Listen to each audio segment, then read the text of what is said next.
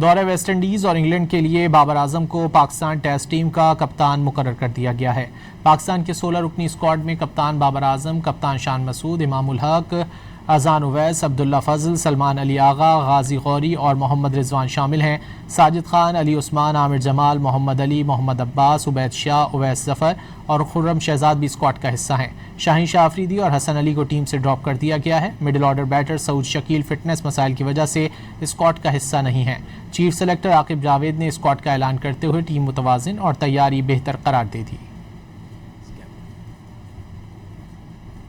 Babar Azam is your new test captain.